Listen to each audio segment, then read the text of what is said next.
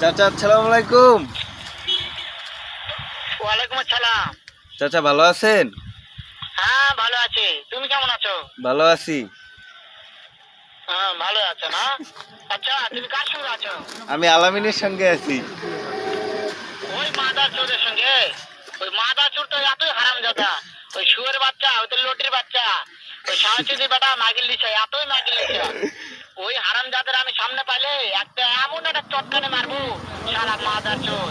চাচা ও আপনার কথা শুনতিছে। শোনো দাদা, কি হচ্ছে? ওই মাদার চোর ওই জায়গায় আছে নাকি?